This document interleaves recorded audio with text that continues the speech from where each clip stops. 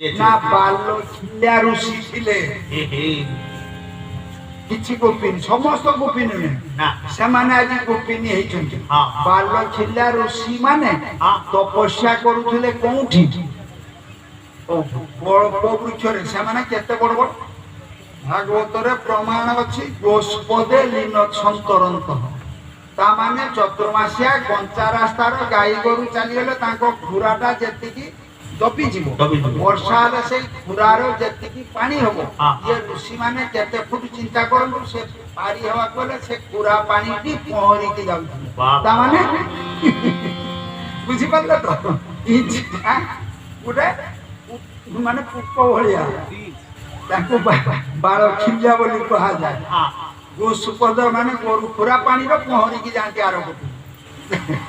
ସେମାନେ ସମସ୍ତ ପ୍ରକାର ସାଧନା କରିକି ଶେଷର କଳ୍ପବୃକ୍ଷରେ ନିମ୍ନଗାମୀ ସାଧନା ମାନେ ଗୋଡର ଏ ଗୋଡ ଉପରକୁ ଡାଳର ଛନ୍ଦିକି ତଳକୁ ହାତ ଓଳି ଦେଇକି ଓಂ ନମୋ ଭଗବତେ ବାସୁଦେବାୟ ମନ୍ତ୍ର ଜପ କରୁଛନ୍ତି। ମା ଏହି ସମୟରେ କଚ୍ଛପ ଗରୁଡର ଯୁଦ୍ଧ ହେଲା। ତେଣୁ ତା ପଞ୍ଝାରେ ପଶ୍ଚିମ ମାନେ କଚ୍ଛପକୁ ଗରୁଡ ଉଡି ନେଇ ଚାଲିଗଲା। କହିଲା ଆଜି କେତେ ଦିନ ହେଲା କଚ୍ଛିମ ମାଂସ ଖାଇନି, ଆଜି ଖାଇବି। ସେଇଭଳି ଗୋଟେ ଜାଗା ଦରକାର। କଚ୍ଛପର ଯୋଜନ ଆୟତଟା କେତେ, ତା ବଡିଟା କେତେ, ଭାଗବତର ଦେଖିବେ ଲେଖା ଅଛି 10 ଯୋଜନ। ତେଣୁ କୋଉଠି ରଖିକି ଆକୁ ଖାଇବି ଏକା ବେଳେ ସେଇ ଯେ କଳ୍ପବଟର ଯୋଉଠି ବାବାଜୀ ମାନେ ବାଦୁଣି ଭଳିଆ ଓହଳି ପଡିଛନ୍ତି ତା ଉପରେ ନେଇକି ପଶ୍ଚିମକୁ କଚ୍ଛପକୁ ରଖିଦେଇକି କହିଲା ଏଇଠି ବସିକି ଆରାମରେ ଖାଇବି। ଗରୁଡର ହୁଏ ଆଉ କଚ୍ଛପର ହୁଏ ମାନେ ବୁଝ। ଯେତେବେଳେ ହେଲା ଡାଳ ଗୁଡ଼ିକ ମଡବାଡ କଲା, ଏମାନେ ଯେ ଓହଳି ପଡିଥିଲେ ଭୁଟୁରୁ ହେଲେ। ଗରୁଡ ଆଉ କି କଚ୍ଛପ ପଶ୍ଚିମ ଖାଇଲେ। ସଞ୍ଜେ ସଞ୍ଜେ ତଳକୁ ଓହ୍ଲେଇ ପଡି ସେଠକୁ ଧୂଳି ଧାଡ଼ିକି ନାହିଁ କିଛି ଖସିବି ପଡ଼ିଲେ। ସଙ୍ଗେ ସଙ୍ଗେ ପାଦ ତଳେ ପଡିଗଲା। ସେତେବେଳକୁ ପଶ୍ଚିମ ମୁକ୍ତି ପାଇଗଲାଣି, କାରଣ ସେ ଗୋଟେ ଗନ୍ଧର୍ବ ଥିଲା, ତାର ଅଭିଶାପ ଥିଲା। ସାଧୁ ଦର୍ଶନ କଲେ ତୁ ମୁକ୍ତି ପାଇବୁ। କଚ୍ଛପ ବି ଦିବ୍ୟ ରୂପ ଧରିକି ଠିଆ ହେଇଛି। ଗରୁଡ ଏବଂ କଚ୍ଛପ ଗନ୍ଧର୍ବ ଉଭୟ ବାଲ୍ୟ ଖିଲାମାନଙ୍କୁ ପ୍ରଣାମ କଲେ। ଗରୁଡ କହିଲେ ଦେଖନ୍ତୁ ମହାତ୍ମା ଜୀମାନେ, ମୁଁ ତ ଦେଖି ନଥିଲି, ତେଣୁ ଆପଣମାନଙ୍କର ତପସ୍ୟା ଭଗ୍ନ ହେଲା। ମତେ ନିଜ ଗୁଣରେ କ୍ଷମା କରିବେ, କାରଣ ମୁନି ମାନଙ୍କୁ ଡର ଅଛି ଅଭିଶାପ ଦେଇଦେବେ କାଳେ। ତେଣୁ ସେଇଠି ବାଲ୍ୟ ଖିଲାମାନେ କହିଲେ ଗରୁଡ ତମ ଦର୍ଶନ ମିଳିଛି ମାନେ ଏଥର ଆମେ ଭଗବାନ କୃଷ୍ଣଙ୍କର ଦର୍ଶନ ନିଶ୍ଚୟ ପାଇବା। ଗୌର ପ୍ରେମାନନ୍ଦେ, ଯେହେତୁ ତମେ ବିଷ୍ଣୁଙ୍କର ପାର୍ଷଦ,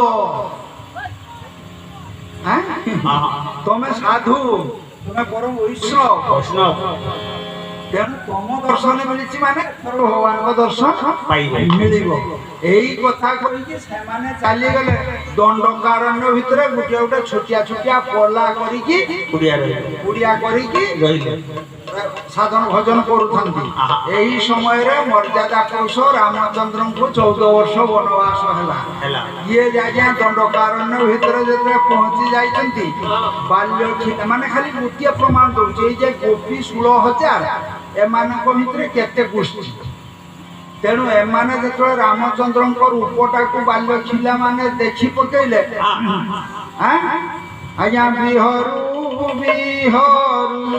ଦଣ୍ଡକାରଣ୍ୟେ ବୃନ୍ଦ ଋଷି ଦେଖି ଶୁନେ।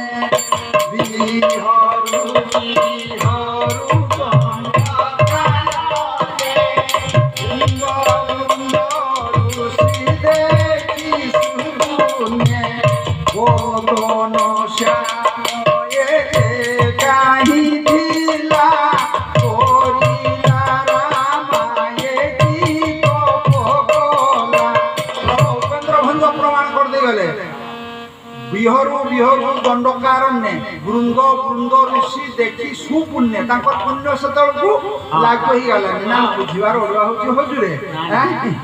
ସୁପୁଣ୍ୟ, ପୁଣ୍ୟଟା ଏଠି ସୁଶବ୍ଦ, ତାମାନେ ସେ ପୁଣ୍ୟଟା ଅତି ଗୁରୁତ୍ୱପୂର୍ଣ୍ଣ ପୁଣ୍ୟ।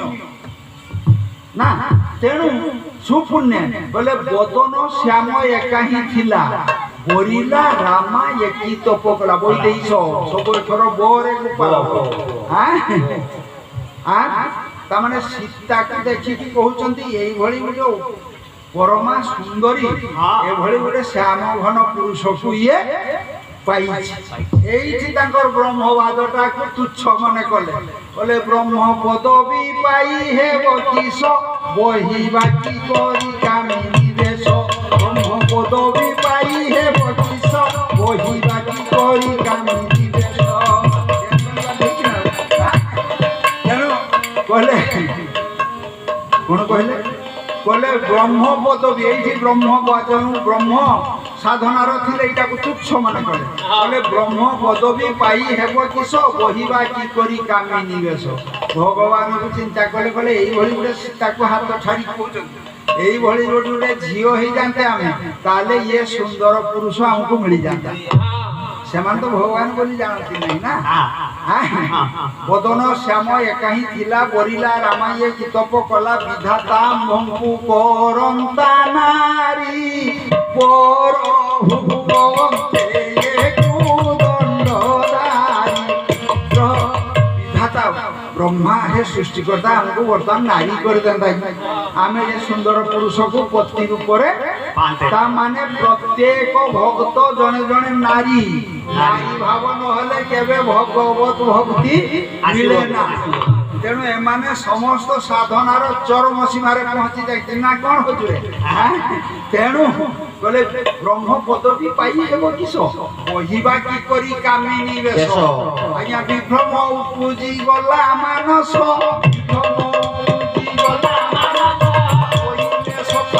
ସଖୀ ଆସ କହିଲେ ସଖାଙ୍କୁ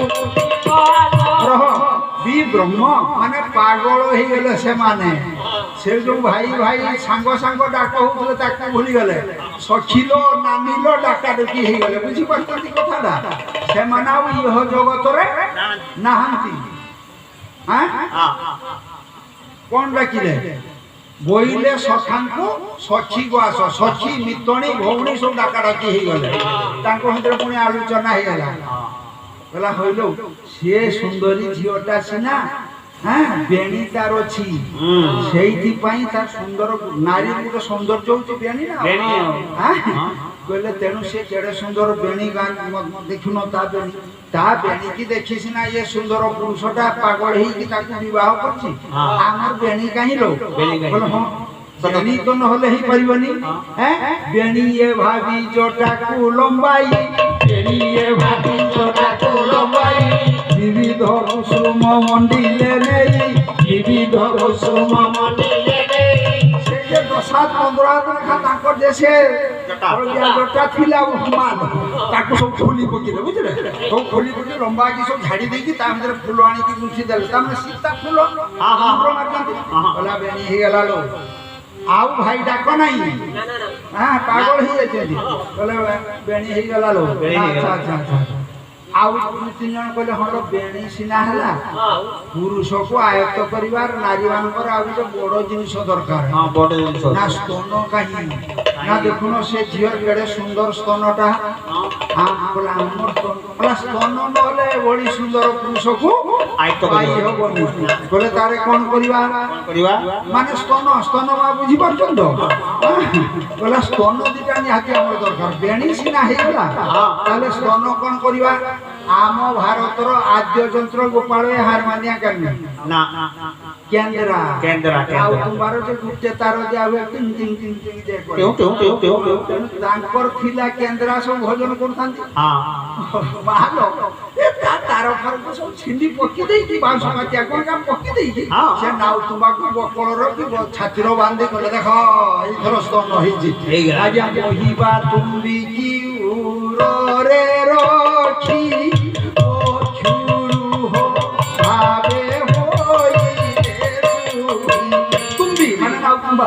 ତାକୁ ଛାତିର ବକଳ ବାନ୍ଧି କଲେ ଦେଖିଲ ଏଥର ଆମର ସ୍ତନ ହେଇଛି এইভাবে যেতବେଳେ তাঙ্কর হলা আউ কোন করছন্তি বক্রে চাহিদা পূর্ণ পূর্ণ কহি বক্রে চাহিদা পূর্ণ পূর্ণ কহি চেষ্টা তাঙ্ক ମୋର ରାଘବ ଚାହିଁ ରହ ଆଉ ଆଖି ଠାରିକି ନାଉ ତୁମ୍ବା ଛାତିର ବାନ୍ଧି ଜଟାକୁ ଖୋଲି ଦେଇ ଯେମିତି ଗୋଟେ ଯୁବତୀ ଯୁବକକୁ ଚାହେଁ ଏବଂ ଆଖି ଠାର ମାଇଲେ ରାମଚନ୍ଦ୍ରକୁ। ଭଗତ ବତ୍ସଳ ଭଗବାନ ସଚିଦାନନ୍ଦ ବିଗ୍ରହ ଲକ୍ଷ୍ମଣ ସୀତାକୁ କହିଲେ ତମେ ଟିକେ ଏଇଠାରେ ବସ, କାରଣ ସନ୍ତୋଷ ଭକ୍ତିର ଚରମ ସୀମାରେ ମାନେ ପହଞ୍ଚି ଯାଇଛନ୍ତି ନା ନିଜତ୍ୱ ବୋଲି କିଛି ନାହିଁ। ରାମଚନ୍ଦ୍ର ସୀତା ଲକ୍ଷ୍ମଣକୁ କହିଲେ ତମେ ଲକ୍ଷ୍ମଣ ତମ ଭାଉଜ ପାଖରେ ରୁହ, ମୁଁ ଟିକେ ସେ ଋଷି ମାନଙ୍କ ପାଖରୁ ଆସେ, ଏଠାରେ ଗୋଟେ ପଲା କରିକି ରହିବା ସୁବିଧା ସୁଯୋଗ ଫଳମୂଳ ଅଛି କି ନାହିଁ। ମାନେ ମିଛ କହିଲେ ଆଉ ଭଗତ ସହିତ ସୀତା ଲକ୍ଷ୍ମଣ କରିକି ସୌଭାଗ୍ୟ ହେଲା ନାହିଁ ମିଶିବା ପାଇଁ ଗୌର ବ୍ରହ୍ମାନନ୍ଦେ ଯାଇକି ପହଞ୍ଚି ଗଲେ ସେମାନଙ୍କ ପାଖର। ସେମାନେ ତ କିଏ ବୃକ୍ଷକୁ ଆଉଚିକି ଠିଆ ହେଇଛନ୍ତି, କିଏ ଆଖି ଠାରୁଛନ୍ତି, ପାଗଳ ହେଇଯାଇଛନ୍ତି ଋଷି ମାନେ ବାଲ୍ୟ ଥିଲା ମାନେ।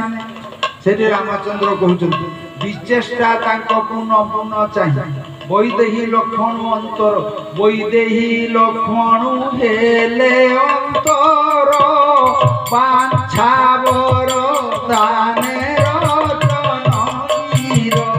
ହାତଟା ଟେକିଲେ କହିଲେ ହେ ମୁନି ମାନେ বল্লভী হইব তুম্ভে দ্বাপরে বল্লভী হইব তুম্ভে দ্বাপরে ব্রজে রহিবু আম্ভে কংসরে ব্রজে রহিবু আম্ভে কংসরে।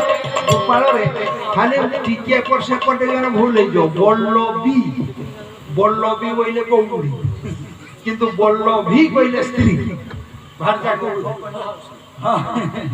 ତେଣୁ ବଲ୍ଲଭୀ ତମେ ବଲ୍ଲଭୀ ହୋଇବ ତୁମ୍ଭେ ଦ୍ୱାପରେ ବ୍ରଜେ ରହିବୁ ଆମ୍ଭେ କଂସରେ ବୃନ୍ଦାବନରେ ହେବ ରାସ କେଳି ବୃନ୍ଦାବନରେ ହେବ ରାସ କେଳି ବଲ୍ଲଭୀ ଦେହେ ଏକା ହୋଇଥିଲି ବଲ୍ଲଭୀ ଦେହେ ଏକା ହୋଇଥିଲି। ବଲ୍ଲଭୀ ତାମାନେ ଇଏ ଯୋଉ ଅବତାରରେ ମୁଁ ଦ୍ୱିତୀୟ ପତ୍ନୀ ଗ୍ରହଣ କରିବି ନାହିଁ, ତେଣୁ ବଲ୍ଲଭୀ ମୋର ଏକମାତ୍ର ସ୍ତ୍ରୀ ହଉଛି ସୀତା। ତମେ ଦ୍ୱାପର ଯୁଗକୁ ଅପେକ୍ଷା କର। ବହିବୁ ଗୋପୀନାଥ ନାମକୁ ବହିବୁ ଯେ ଗୋପୀନାଥ ନାମକୁ ବୋଲେ ଉପେନ୍ଦ୍ର